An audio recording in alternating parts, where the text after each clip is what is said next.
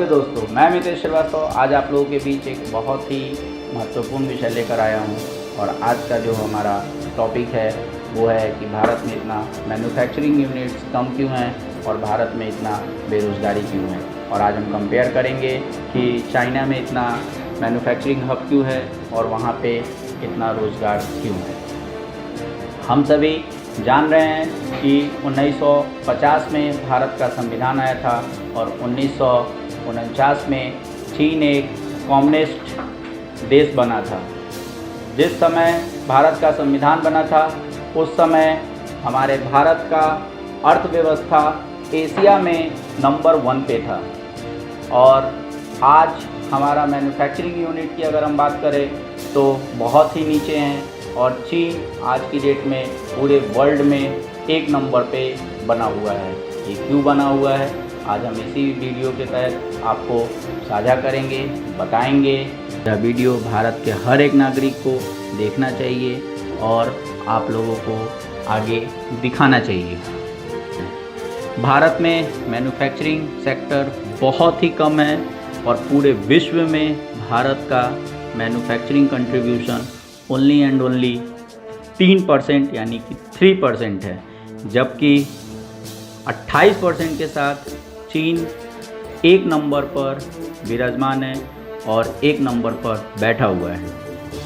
इसका सबसे बड़ा कारण है कि चीन में लेबर कॉस्ट बहुत ही सस्ता है।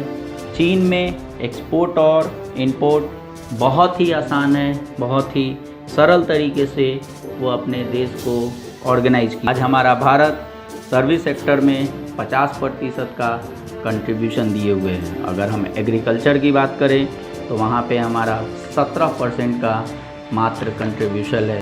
Annual growth rate in service sector हमारा 8% के करीब है और वहीं पे चाइना की अगर हम बात करें तो 10% है।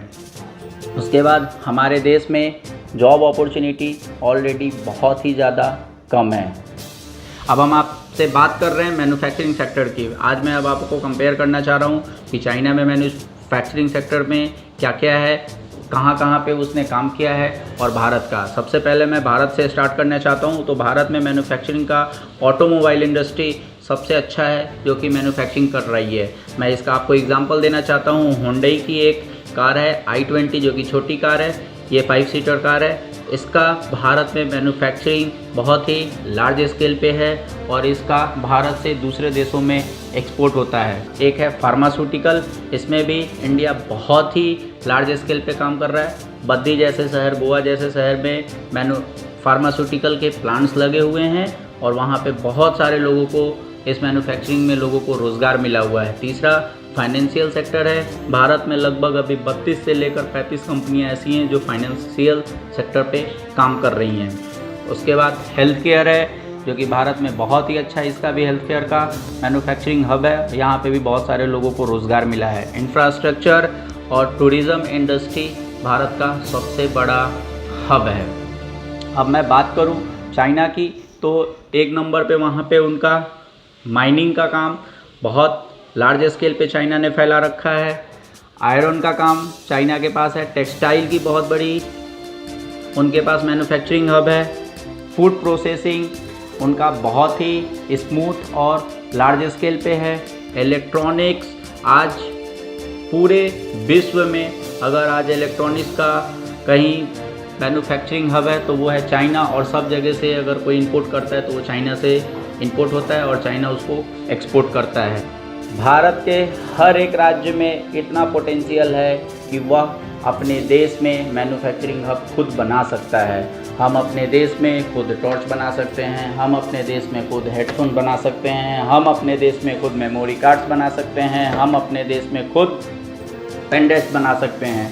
आज हमारे देश में मोबाइल फ़ोन का मार्केट लगभग 70% से ज़्यादा चाइनीज़ हम यूज़ कर रहे हैं। हमारे घर में सबसे ज़्यादा 40 से 45% हमारे देश में हर एक घर में 135 करोड़ की जनसंख्या में हमारे घर में 35 से 40% हमारे घर में जो सामान यूज हो रहा है वो चाइनीज़ है। इसका हमें बहिष्कार करना ही होगा और चीन की इकनॉमी को हमें घर में बैठ कर के दबाना होगा। सरकार अपना काम कर रही है, बॉर्डर पे सैनिक अपना काम कर रहे हैं, इसमें कोई दुराय नहीं है। सैनिक आज इतने हमारे सक्षम हैं कि घर में उनको घुसकर ईंट का जवाब पत्थर से दे रहे हैं और देते रहेंगे। लेकिन भारत के 135 करोड़ की जनता को ये सोचना होगा कि हम घर में बैठकर क्या आज भारत के साथ हैं या चीन के साथ है।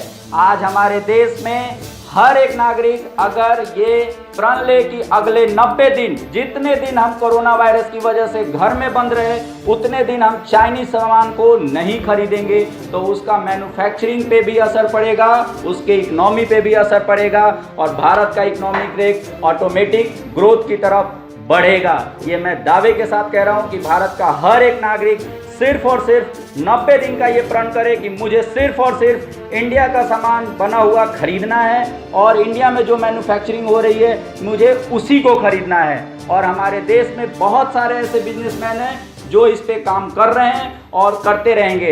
इस वीडियो को आप हर एक नागरिक को पहुंचाइए ताकि हमारे देश के बिजनेसमैन इसको देखें, उनको इस वीडियो से कुछ सीख मिले और वह भारत के लिए कुछ बनाने का प्रयास करें और हमारे पास भारत के प्रोडक्ट को वो भारत में पहुंचाए। हमारे देश के हर एक नागरिक को सोचना होगा और चीन की अर्थव्यवस्था को डाउन करने के लिए भारत को मैन्युफैक्चरिंग हब बनना ही पड़ेगा। जो चीज़ आज हम चाइना का सामान खरीद रहे हैं उसे हमें बहिष्कार करने का भारत के हर एक नागरिक का ये कर्तव्य है, उसे प्रण लेना होगा। इसी के साथ मैं आप अपनी वाणी को ख़त्म करता हूँ। जय हिंद, जय भारत। साथ में आपको कहूँगा कि आप अगर आपको ये वीडियो पसंद आए तो इसे लाइक करें, सब्सक्राइब करें और शेयर करना ना भूलें। जय हिंद, जय भारत।